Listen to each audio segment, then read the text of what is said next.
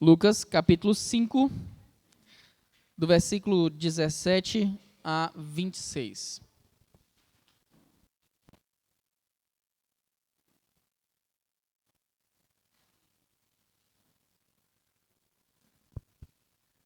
Amém? Diz assim a palavra do nosso Deus. E aconteceu que num daqueles dias estava ensinando, e estavam ali assentados fariseus e doutores da lei, que tinham vindo de todas as aldeias da Galiléia e da Judéia e de Jerusalém. E o poder do Senhor estava ali para os curar. E eis que uns homens transportaram numa cama o homem que estava paralítico, e procuravam fazê-lo entrar e pô-lo diante dele.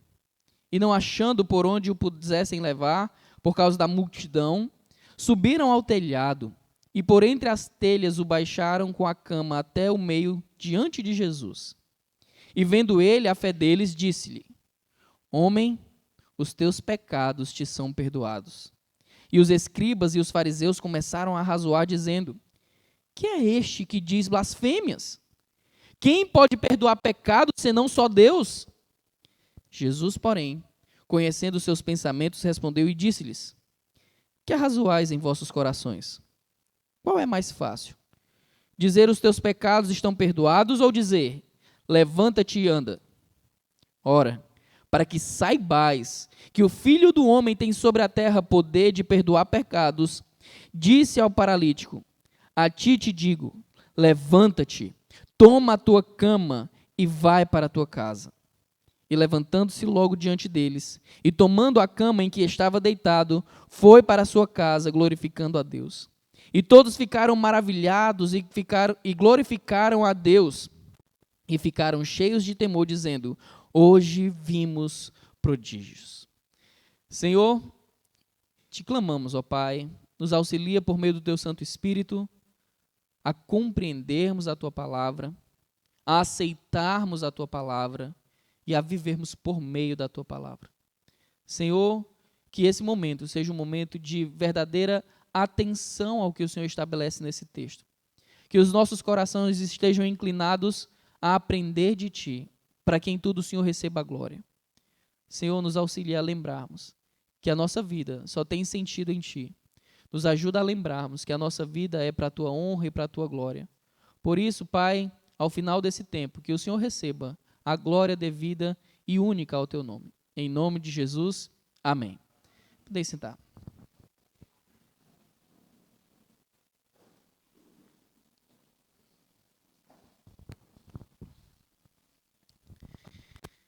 O que é mais fácil? Dizer, perdoados estão os teus pecados, ou dizer, levanta-te e anda? Com certeza, nenhuma das duas coisas são fáceis de dizer. Com certeza, ter isso em mente é crucial para que nós possamos entender o grande milagre registrado aqui. Se eu falar para você nessa noite que talvez, ainda que você esteja aqui, respirando, com o coração batendo, ainda que você esteja ouvindo o que eu estou falando, é capaz de você estar morto. Como você se sentiria? Ter noção do seu real estado também é crucial para que você entenda o grande milagre registrado nesse texto. Nós sabemos que Deus é sabedor, conhecedor de todas as coisas. Ele não somente sabe e conhece todas as coisas, como também ele tem domínio. E esse Deus que é conhecedor, que tem domínio sobre todas as coisas, faz todas as coisas para a glória do seu próprio nome. A palavra de Deus diz que, porque dele, por ele e para ele são todas as coisas. Portanto, glória a ele eternamente. Amém. Como nós vimos nas semanas anteriores, o Senhor Jesus estava ali no ambiente próximo ao mar da Galileia e ele já havia operado os grandes sinais, grandes maravilhas, grandes milagres. Ele já tinha feito a primeira pesca maravilhosa, onde ele convoca ali Pedro para se juntar a ele, ser seu discípulo. Ele já tinha curado a sogra de Pedro de uma enfermidade, de uma infecção que estava deixando ela com uma febre que não cessava, e ela voltou a trabalhar, voltou a servir todas as coisas. O Senhor Jesus, como nós vimos na semana passada, também já havia curado um homem que tinha lepra. Um homem que estava completamente coberto por aquela doença que insensibiliza o corpo e que aos poucos vai degenerando todos os tecidos do nosso corpo. Jesus estava mostrando quem ele era. Nós vimos também que Jesus havia recebido o testemunho tanto dos anjos, como do próprio Pai, como do Filho, como de João Batista e tantas outras pessoas que testificaram de quem ele era. Jesus não era apenas mais um judeu. Jesus não era apenas mais um rabino, alguém que estava disposto a ensinar a palavra de Deus. Jesus era o próprio Deus que se fez homem e habitou entre nós. Como nós vimos em João, no capítulo 1, versículo 14, ele se fez carne e habitou entre nós, e vimos a sua glória como a glória do Filho unigênito do Pai. Jesus, portanto, deveria ser visto não como um homem comum. Jesus deveria ser visto tal qual ele era. Naquele momento, um homem sim, mas um homem que também era Deus. Plenamente homem, plenamente Deus. Algo que ninguém poderia ocupar tal espaço. Somente ele era capaz de ocupar esse espaço que lhe foi preparado antes da fundação do mundo. Mas nem todas as pessoas que ouviam falar de Jesus, que viam a Jesus, que viam os seus sinais, que viam os testemunhos que eram ditos sobre ele, acreditavam que realmente ele era mais do que um homem. Obviamente, os sinais chamavam grande atenção de todas as pessoas que ouviam falar. Imagine só. Hoje, uma notícia se propaga muito rápido com a internet. Nós sabemos que se eu tenho uma informação e eu quero enviá-la para outro lado do mundo, eu mando uma mensagem e essa mensagem chega instantaneamente do outro lado. Naquela época, portanto, as notícias demoravam um pouco mais para se espalhar. Mas ainda assim, a fama de Jesus se espalhava de uma maneira impressionante. Logo, logo, as pessoas que ouviram falar sobre esse rabi da Galileia, esse novo mestre que estava pregando na região, afluíam de todos os cantos para ouvi-lo falar e também para presenciar os diversos sinais que ele operava. Obviamente, isso gerou muito interesse. Não diria que um interesse saudável nos escribas, nos fariseus, nos sacerdotes daquela época. Eles também, como diz o texto, versículo 17, estavam ali assentados, fariseus e doutores da lei, tinham vindo de todas as aldeias da Galileia e da Judéia e de Jerusalém. E o poder do Senhor estava ali para os curar. Agora me diga, qual seria a intenção daqueles escribas e fariseus que foram até ali onde Jesus estava? Será que eles estavam dispostos a ouvir a mensagem do Rabi da Galileia, ouvir para crer, ouvir para aprender, ouvir para serem moldados à imagem e semelhança do Senhor? Ou será que eles estavam ali com inveja porque Jesus estava chamando para si grandes multidões que o seguiam? Será que eles estavam ali querendo dar cabo do Senhor Jesus Cristo porque eles sabiam que Jesus representava para eles uma grande ameaça, tendo em vista que Jesus demonstrava o que realmente era o propósito da lei e não aquilo que eles estavam pregando? Qual seria a intenção deles? Infelizmente, nós sabemos pelo relato tanto de Lucas, como de Mateus, como de Marcos, como de João, que a intenção deles não era das melhores. O objetivo deles se fazerem presentes não era serem moldados pelo Senhor. Não era aprender sobre quem Deus era, qual o seu propósito e o que eles deveriam fazer. O propósito deles eram achar brechas e oportunidades para que eles pudessem dar fim do Senhor Jesus.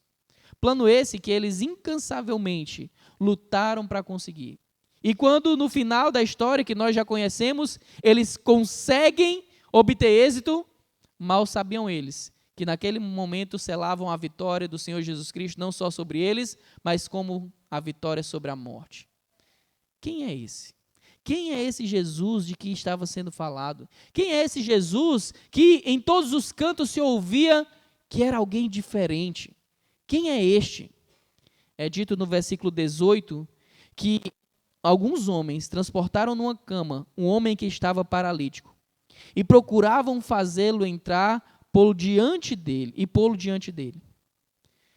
Por que esses homens estavam procurando Jesus? Por que eles estavam sendo intencionais? Por que eles queriam arranjar um local onde eles pudessem fazer o seu amigo paralítico chegar na presença do Senhor? Por quê? Pelo texto nós sabemos que existia uma característica nesses homens diferente da mente e do coração dos escribas e fariseus que estavam ali também presentes. Aqueles homens procuravam a Jesus por fé. Aqueles homens procuravam a Jesus porque sabiam que Jesus era diferente dos demais mestres que circulavam naquele período. Jesus tinha, sim, não só palavras bonitas, Jesus tinha, sim, não só a capacidade de curar, mas eles criam que Jesus era quem ele afirmava ser. Jesus, portanto, precisa ser entendido como alguém que eu preciso considerar as afirmativas. Eu não posso ouvir falar sobre Jesus e desconsiderar aquilo que ele falava sobre si. Certo erudito cristão disse uma vez que existiam 3 possibilidades sobre as falas de Jesus sobre si mesmo. Ou Jesus era um lunático e acreditava numa mentira, acreditando ser Deus sem ser. Ou ele era um mentiroso, sabendo que não era Deus, afirmando ser. Ou Jesus era quem dizia ser. O Deus que se fez homem. O Deus encarnado. Aqueles homens que levam seu amigo até a presença do Senhor Jesus, que não mede esforços para isso, eles sabiam que Jesus era quem afirmava ser. No versículo 19, então, é dito que com perseverança, eles não achando por onde pudessem o levar, por causa da multidão, subiram ao telhado, e por entre eles, ao telhado, e por entre as telhas o baixaram com a cama até o meio diante de Jesus. Que perseverança, que determinação. É dito pelo evangelista João Marcos, que escreveu o segundo evangelho, que eles estavam em uma casa. Jesus, os seus discípulos estavam numa casa. Jesus tanto estava ensinando naquele local, quanto operando curas e milagres. Aquelas pessoas que estavam ali se aglomerando ao redor da casa, não estavam se importando com mais um doente que chegava. Eles não estavam dispostos a dizer, não, talvez aquele homem ali que nunca andou durante toda a sua vida, ele precise mais andar do que aquela outra pessoa que é cega. Ou então do que aquela outra pessoa que está possessa de demônios. Ou então aquela outra pessoa que nunca ouviu. Não. Todos se acotovelavam para ouvir e, obviamente, para também terem acesso aos benefícios que somente o Senhor Jesus Cristo poderia propor. Ninguém estava pensando que aquele homem paralítico era mais necessitado do que os leprosos que se chegavam a Jesus. Ninguém estava pensando que aquele paralítico era mais necessitado do que uma mulher que sofria de hemorragia há décadas. Todos se acotovelavam com o mesmo interesse. Primeiramente, serem beneficiados pelo Senhor. Alguns com interesse de benefício eterno. Outros com interesse de benefício temporário. Mas todos queriam desfrutar daquilo que Jesus estava disposto a fazer. No texto é dito que aqueles homens, não tendo por onde encontrar um caminho onde pudessem conduzir aquela pessoa, aquele homem paralítico que estava numa cama, eles decidiram levar esse amigo até o telhado, destelhar a casa e descê-lo até onde Jesus estava. Você bem sabe que o telhado daquela época não era como o nosso. Mas ainda assim, você precisa pensar. Colocar alguém que foi levado até lá, não numa cadeira de roda, não em um carro. Levar alguém que não tinha condições de andar com as próprias pernas, diz respeito a uma confiança que por diversas vezes nós que conhecemos a Cristo não temos. Nós que já sabemos tudo o que Deus é capaz de fazer, por diversas vezes não temos. Desprezamos o poder de Deus, desprezamos a sua capacidade de agir, desprezamos tudo aquilo que Ele pode fazer em nosso favor. Muitas vezes nos preocupando em pedir para Deus coisas tão somente temporais. Nós precisamos lembrar quem Jesus é. Nós precisamos lembrar quem Deus é. E nós, ao buscarmos esse Deus, devemos fazê-lo de uma maneira que demonstre que estamos ativamente interessados e confiantes de receber dele os benefícios que verdadeiramente importam. Andar é importante? Com certeza. Buscar ser curado de uma paralisia é importante? Obviamente. Mas para nós, que temos acesso à palavra do Senhor plena em nossas vidas, Será que nós somos capazes de buscar algo além do que é temporário? É dito que aqueles homens levam o seu amigo para cima da casa. Eles tiram o telhado da casa e com a sua própria cama, eles descem aquele homem até onde Jesus estava. A primeira coisa que é dito, o primeiro ato que é dito nessa perícope sobre o que Jesus faz, está dito aí no versículo 20. O que é que Jesus faz? E vendo ele a fé deles. Vendo ele a fé deles, disse: homem, os teus pecados te são perdoados. O perdão de pecados não é dado por meio de barganha. O perdão de pecados não é dado por meio de dinheiro. O perdão de pecados não é dado por meio de boas obras. O perdão de pecado nos é dado por meio da fé. A palavra de Deus diz em Efésios capítulo 2, versículos 8 e 9, porque pela graça sois salvos por meio da fé. Isto não vem de vós, é um dom de Deus. Não vem das obras para que ninguém se glorie. É necessário que você lembre daquilo que eu perguntei para você. Se eu dissesse que você está respirando, seu coração está batendo, você está me ouvindo e ainda assim você está morto, o que você pensaria sobre isso? O problema é, você pode realmente ter um coração que bate, um pulmão que lhe fornece oxigênio, ouvidos que lhe fazem ouvir, olhos que te fazem ver, e ainda assim está morto espiritualmente. No mesmo texto de Efésios capítulo 2 é dito, Paulo falando para os membros da igreja de Éfeso, a vós que estáveis mortos nos vossos delitos e pecados.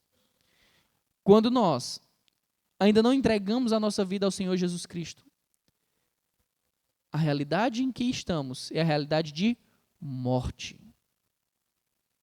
É necessário que fique claro isso. Quando eu não entreguei ainda, por meio da fé, a minha vida, quem eu sou, tudo que eu pretendo daqui para diante, quando eu não faço isso em confiança ao que Jesus veio oferecer por meio do seu sacrifício substitutivo na cruz, o meu estado é um estado de morte.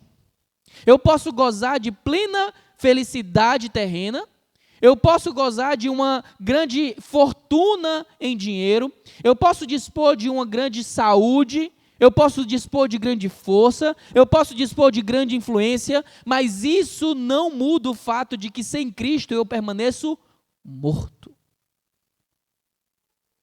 Deixa eu te fazer uma pergunta. Morto anda? Morto fala? Morto tem vontade? Espiritualmente falando, se eu estou morto, eu não posso fazer nada disso. Acontece que mortos espirituais andam, falam e desejam coisas diferentes daquilo que Deus quer que eles desejem. Talvez você esteja sentado nessa noite confortavelmente, pensando que você ainda tem muitos anos para viver pela frente. Talvez você esteja aqui imaginando que a vida ainda vai se demorar para você. A verdade é que nós nunca sabemos até onde vai a nossa vida. Nós não sabemos. Por diversas vezes eu escutei após mensagens onde preguei, onde eu disse que talvez na volta para casa você morra. Pessoas dizendo, pastor, isso é muito duro. A palavra de Deus diz que é necessário que aquele que sabe que está vindo um perigo sobre outro e despreza o aviso que é necessário para alertá-lo, tem às suas mãos o sangue, a responsabilidade de não ter alertado. É forte imaginar que você pode morrer na volta para casa. É óbvio que é forte isso. É óbvio que ninguém gosta de escutar algo como esse. Mas deixa eu fazer uma pergunta para você. É mentira que você pode morrer na volta para casa? Não é. E aí existe o grande perigo. Talvez na volta para casa, você que ainda está morto nos seus delitos e pecados, morto espiritualmente, venha a morrer também fisicamente. E quando isso acontecer, não haverá uma segunda chance. A palavra de Deus diz, em Hebreus capítulo 9, versículo 27, que aos homens está ordenado morrerem uma só vez, vindo depois disso o juízo. E a pergunta que eu lhe faço é: se hoje você chegar na presença do justo juiz, você será considerado inocente ou culpado?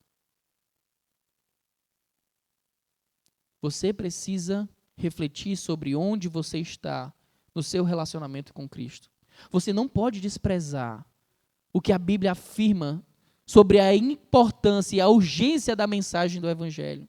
Aqueles homens que levaram seu amigo até Jesus Cristo sabiam que Jesus Cristo era quem afirmava ser. Ainda que Jesus, naquele momento, ainda não estivesse propagando tão abertamente quem ele era, aqueles homens tinham fé. E como nós vimos em Efésios capítulo 2, versículo 8 e 9, é dito: pela graça sois salvos por meio da fé. O texto diz que nós não somos salvos por meio das obras. Não importa quanto você faz de boas obras, não importa quanto que você é caridoso, não importa quanto que você é uma pessoa mansa, não importa quanto de pessoas você já ajudou a tirar da miséria. Todas essas coisas são boas, mas não te fazem salvo. Todas essas coisas são boas, mas não fazem com que você saia da morte para a vida. A palavra de Deus diz que as boas obras são sim o que Deus preparou para que nós andássemos nelas. Inclusive, na sequência do texto que eu acabei de citar, é dito: porque somos feitura sua, criados em Cristo Jesus para as boas obras, as quais Deus preparou para que andássemos nelas. As boas obras devem ser a consequência de uma vida nova, e não o meio para uma vida nova. Eu não posso ser salvo porque eu faço coisas boas. E eu quero deixar claro para você que está aqui presente nessa noite: entenda, nem na nossa própria justiça humana, que é falha, ninguém acredita que o que eu faço de bom pode anular o que eu fiz de errado. Como você pode esperar que Deus faça isso, então? Se alguém vai lá, mata, estupra, o que você espera que aconteça com ele? Que ele seja inocentado porque ele foi um filantropo? Me diga, você já ouviu falar sobre aquele homem chamado João de Deus? Aquele que era um guia espiritual, um guru espiritual, que atraía pessoas de todos os cantos do mundo, lembram dele? Ele tinha grandes casas de ajuda a necessitados. Ele ajudava muita gente a sair da miséria. Mas me diga uma coisa: toda a ajuda que ele ofereceu apaga todos os crimes que ele cometeu? Como então você espera que Deus esqueça os seus pecados porque você acertou algumas vezes? Deus é justo juiz. Deus é um juiz diferente do que muitos juízes são, que não se vendem. Você sabe que, infelizmente, existem juízes que vendem sentenças. Ele sabe que existe um criminoso na frente dele, ele sabe que esse criminoso deve ser julgado e condenado, mas por conta da propina que lhe foi oferecida, ele absolve aquela pessoa que é culpada. As boas obras não são uma propina que Deus aceite para te salvar. O único caminho para a salvação é a fé em Jesus Cristo. Jesus diz: eu sou o caminho, a verdade e a vida. Ninguém vem ao Pai a não ser por mim.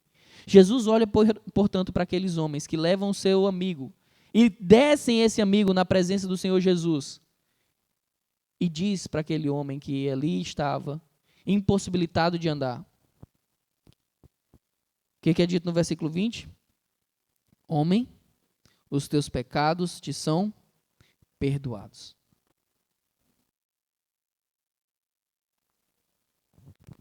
Existe aqui uma coisa que nós chamamos de ponto de inflexão. No versículo 21 é dito que os escribas e fariseus começaram a razoar dizendo: quem é este que diz blasfêmias? Quem pode perdoar pecados senão só Deus? Me diga, os fariseus estavam errados? Não estavam. Só quem pode perdoar pecados é? Então, qual foi o erro dos fariseus? Eles ignoraram que Jesus era Deus. Eles estavam certos. Qualquer pessoa que diga que pode perdoar pecados, não sendo o próprio Deus, está blasfemando. A palavra de Deus diz que não existe nenhum outro nome debaixo dos céus pelo qual importa que sejamos salvos. O único nome que é capaz de nos salvar é Jesus Cristo. Maria, Buda, Madre Teresa de Calcutá, Allan Kardec, as mais diversas autoridades espirituais que estão espalhadas pelo mundo, nenhum pode oferecer salvação. O único que pode perdoar pecados e salvar se chama Jesus Cristo. O único. Não existe nenhum outro caminho. Não existe nenhum outro meio. Não existe nenhum outro nome. Nós temos que depositar a nossa confiança em Jesus. Que Ele é quem pode nos salvar. Talvez, se você ainda não deu esse passo de fé, você que já frequentou muitas religiões, eu não sei, talvez você se pergunte, e se houverem outros caminhos? E se outros nomes forem capazes de salvar? Qual é o caminho para a salvação? Fé. Ou você tem, ou você não tem. Ficar em cima do muro não é uma solução. Ou você decide depositar todas as suas fichas confiando que Cristo é o caminho para a salvação, ou você fica no muro e paga para ver. Eu desejo do fundo do meu coração que o Senhor, por meio do seu Santo Espírito, age na sua mente e no seu coração, para que você entenda que realmente não existe nenhum outro caminho para a salvação a não ser o próprio Senhor Jesus Cristo. Jesus diz isso, os fariseus, pelo que o texto diz, e a gente vê isso corroborado nos outros evangelhos, eles começam a fazer caras e bocas e eles não se manifestam publicamente, gritando, nem nada nesse momento. A sua demonstração de indignação pelo que Jesus acabara de dizer foi algo mais contido. Portanto, é dito aí, no versículo 22, que Jesus intervém. Jesus, porém, conhecendo os seus pensamentos, respondeu e disse-lhes, que arrazoais em vossos corações? Por que vocês estão aí fazendo careta? Por que vocês estão aí dizendo que é blasfêmia? O que é que está passando na mente e no coração de vocês? Será que Jesus não sabia? Será que ele estava alheio aos pensamentos? Não. É dito então no versículo 23, algo que demonstra o interesse do Senhor Jesus Cristo de demonstrar qual era o caminho para a salvação. Versículo 23 diz, qual é mais fácil dizer, os teus pecados te são perdoados, ou dizer, levanta-te e anda? Por que Jesus faz essas perguntas para os escribas e fariseus? Os próprios escribas e fariseus acreditavam que toda pessoa que sofria de uma mazela, como a paralisia, era uma pessoa que vivia em pecado e que sofria as consequências do seu próprio pecado ou sofria as consequências dos seus antepassados, do pecado dos seus antepassados. Eles acreditavam em uma heresia que se estendia desde muito tempo, chamada a heresia da maldição hereditária. Acreditando que, ainda que eu não tenha feito algo necessariamente que redundasse em uma disciplina do Senhor, se as minhas gerações anteriores tivessem feito algo, eu seria sempre amaldiçoado. Jesus deixa claro, e os apóstolos confirmam isso, que nós pagaremos o preço do nosso pecado individualmente. Eu não pagarei pelo preço do pecado de ninguém, e ninguém pagará o preço do pecado que pertence a mim. Então Jesus está querendo deixar claro uma coisa para eles. Eles acreditavam que alguém só poderia ser curado se primeiro os seus pecados fossem perdoados.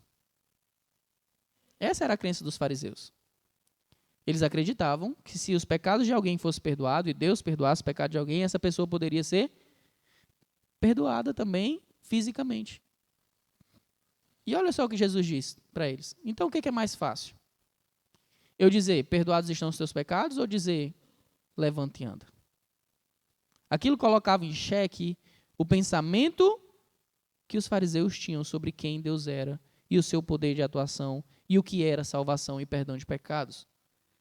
Naquele momento que Jesus diz isso, ele afirma, e eu quero que você preste muita atenção aqui, os milagres de Jesus não eram feitos a ermo, não eram feitos sem propósito, não era somente para mostrar quão poderoso ele era, ele não precisava provar nada para ninguém, mas Jesus queria evidenciar aquilo que os seus servos e discípulos testemunharam, o que o Pai testemunhou, o que o Espírito Santo testemunhou, o que João Batista testemunhou e tantas outras pessoas testemunhavam a seu favor.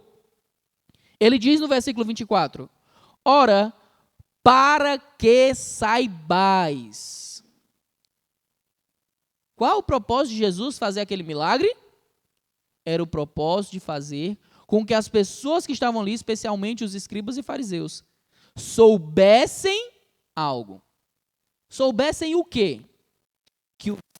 Que o Filho do Homem tem poder sobre a terra para perdoar pecados.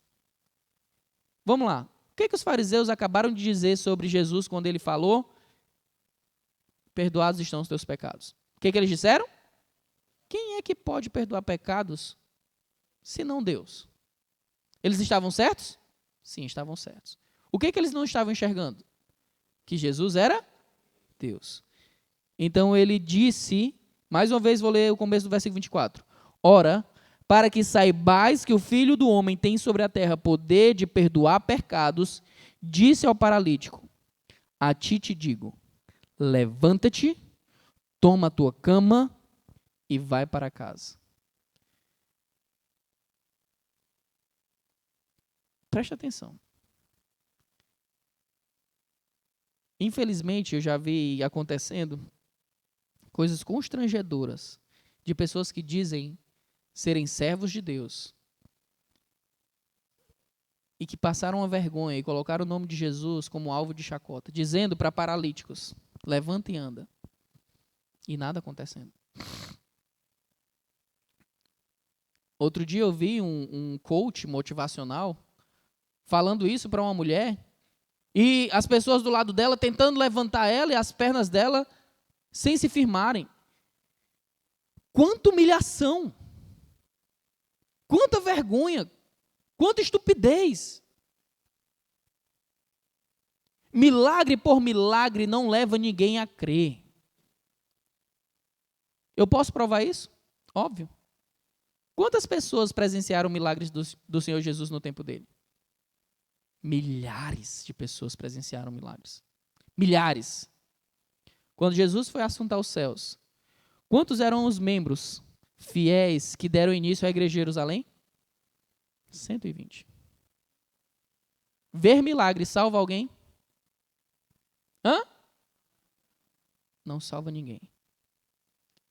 Você pode ver os mais grandiosos milagres na sua frente e passar o resto da sua vida incrédulo, sem depositar confiança em Cristo Jesus. Não foi só no Novo Testamento isso. Não foi só no tempo de Jesus isso. Na saída do povo do Egito, do cativeiro egípcio, eles viram o mar vermelho diante de si, viram o exército de Faraó atrás de si, imaginaram: vamos morrer. Logo em seguida, eles veem o mar se abrindo diante dos seus próprios olhos. Eles avançam, atravessam o mar vermelho e lembrem-se, não eram centenas de pessoas, eram milhões de pessoas. Deus contém o exército do Faraó. Depois que eles atravessam a pés enxutos aquele mar, o exército de Faraó entra atrás, querendo alcançá-los, e o Senhor fecha o mar sobre o exército de Faraó. O que aconteceu com essa geração que presenciou isso? Morreram no deserto. Por quê? Não confiaram em Deus. Talvez você já tenha presenciado e experimentado grandes maravilhas e sinais de Deus na sua vida. Isso não faz de você alguém vivo espiritualmente. A palavra de Deus diz que Deus faz chover sobre bons e maus. Não só são crentes que são beneficiados pela bondade e a graça do Senhor. Descrentes também. Ver milagres não salva ninguém. Jesus, portanto, deixa claro que o motivo pelo qual ele estava fazendo aquele milagre era, primeiro, recompensando a fé salvífica daquele homem. Segundo, para mostrar que ele tinha poder para perdoar pecados. Em outras palavras, o que Jesus estava dizendo? Para mostrar que eu sou Deus.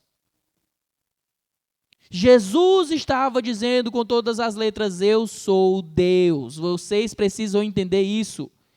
Eu estou dizendo: perdoados te são os teus pecados, porque eu sou Deus. Aquele homem não sabia o que era firmar seus pés. Ouvindo a voz, ouvindo o comando do Senhor Jesus Cristo, se apoia nos seus próprios pés. Pega a cama que outrora foi utilizada para carregá-lo, e agora ele carrega aquela cama embora. E vai em direção à sua casa. É dito no versículo então 25, e levantando-se logo diante deles, e tomando a cama em que estava deitado, foi para a sua casa, fazendo o quê? Glorificando a Deus. Quem tem fé, glorifica a Deus. Deixa eu fazer um parênteses importante aqui. Nesse momento nós vimos um homem que teve fé e que foi curado e que foi para a sua casa glorificando a Deus. Mas eu quero que você não despreze o restante da Bíblia que diz que, independente das circunstâncias, Deus continua sendo bom para conosco, nos beneficiando por meio de nos moldar conforme a imagem do Senhor Jesus Cristo. Aquele homem cumpriu o propósito de Deus naquele momento. Qual era o propósito de Deus naquele momento em curá-lo? Fazer com que todos os presentes soubessem que Jesus era Deus. Lembra de Lázaro, irmão de Marta e Maria? Jesus escutou que ele estava doente. Jesus podia tirar a doença. O que Jesus fez? Foi lá e curou Lázaro? Jesus esperou ele morrer. Entenda, nem sempre nós somos capazes de compreender o que Deus está fazendo, mas nós precisamos confiar que Ele controla tudo, tanto a vida quanto a morte. Deus controla quando eu recebo um emprego e Deus controla quando eu perco. Deus controla quando eu compro um carro e Deus controla quando eu bato um carro. Em todas as coisas, Deus deve ser glorificado. Em tudo, dai graças, porque esta é a vontade de Deus para convosco. As únicas pessoas que são capazes de glorificar a Deus em momentos de tribulação são aquelas que têm fé. Porque as pessoas que têm fé não são baseadas pelo que vem, mas pelo que sabem de Deus. Nós estudamos recentemente aqui o livro do profeta Abacuque. E o livro do profeta Abacuque diz: o justo viverá pela fé. Abacuque estava aflito pela circunstância em que ele estava inserido. Abacuque viu os piores dias da sua vida diante dos seus olhos. E ele foi capaz, no capítulo 3 desse livro, dizer: ainda que a figueira não floresça, ainda que a vide não dê o seu fruto, ainda que os animais que deveriam estar no estábulo não estejam mais lá, ainda que o campo não produza o que deveria ser produzido, todavia eu me alegrarei no Deus da minha salvação. A coisa mais importante que Deus tem para oferecer para você não é dinheiro, não é saúde, não é emprego, não é benefícios terrenos e passageiros. A coisa mais importante que Deus tem para oferecer para você é vida eterna. Creia! Entregue-se por meio da fé em Cristo. Isso é a coisa que é mais valiosa. Porque ainda que você perca seu dinheiro, ainda que você perca sua saúde, ainda que você perca seu trabalho, ainda que você perca tudo o que você tem na sua vida, você não poderá perder a sua fé em Cristo. E Ele te beneficiará com a vida eterna. Nada do que eu puder usufruir nessa terra, por melhor que possa parecer, se compara com a glória que está para ser revelada naqueles que creem em Cristo Jesus. As tribulações do tempo presente não se podem comparar com a glória que há de ser revelada. Saibam, os dias ruins, quando você tem a Cristo, chegarão ao fim. E os dias bons, quando você tem a Cristo, não se comparam com os melhores dias que ainda virão na eternidade. Como você está? Você está vivo espiritualmente ou morto espiritualmente?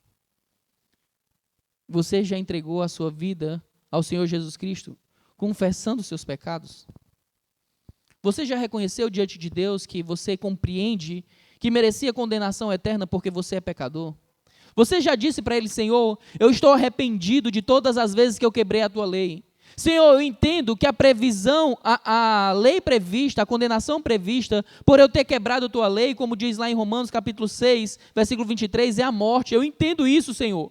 Mas eu confio que o Senhor Jesus Cristo desceu do céu, se fez homem, viveu perfeitamente nessa terra e se entregou para morrer no meu lugar. Por isso eu clamo o seu perdão. Você já fez isso?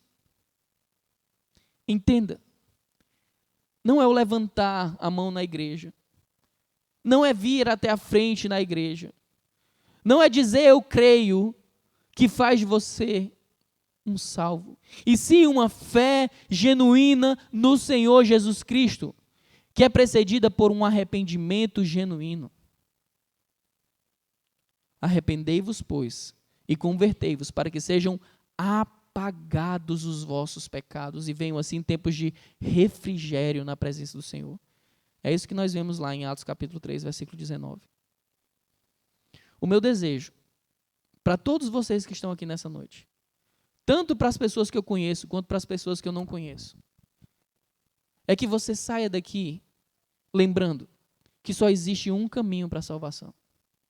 Que você saia daqui lembrando que sim, você é pecador, mas também que Deus forneceu o caminho para que você não seja condenado pelo seu pecado. O caminho é Jesus Cristo. E assim como aqueles amigos e aquele homem depositaram fé em Cristo Jesus, que você também deposite fé em Cristo Jesus. E que você possa, antes morto, agora viva. Antes paralítico, agora ande. Antes leproso, agora limpo. Que você entenda que Jesus é a solução, não para problemas temporários, mas para problemas eternos. Jesus, sim, pode te beneficiar. Jesus é óbvio que pode fazer com que a situação econômica em que você está inserido melhore. É óbvio que Jesus pode trazer cura para o seu corpo. É óbvio que Deus pode restaurar os seus relacionamentos. Isso é óbvio. Mas isso não é nada comparado à eternidade. Isso não é nada comparado à vida eterna. Não busque Jesus por interesses de coisas secundárias. Busque Jesus porque Ele é o caminho para a salvação. Busque Jesus porque Ele é quem diz ser. E Jesus é Deus. Eis o Cordeiro de Deus que tira o pecado do mundo. Creia e viva. Amém? Senhor, eu clamo a Ti, ó Pai, por todos os presentes nessa noite. Que o Teu Santo Espírito confirme na mente e no coração dos Teus eleitos aquilo que a Tua palavra diz. Senhor, que a Tua fé salvífica seja dada àqueles que o Senhor escolheu antes da fundação do mundo. Que essas pessoas se entreguem a arrependimento e que vivam uma disposição real de viver não mais para si, mas para Ti, ó Pai, fazendo tudo para a Tua honra e para a Tua glória. Em nome de Jesus. Amém. Se ao final desse momento de pregação você entendeu a mensagem que foi pregada, e se você quer entregar a sua vida para o Senhor Jesus Cristo, você pode me procurar no final do culto e eu terei prazer de conversar com você. Deus abençoe a todos e que tenham todos uma excelente semana.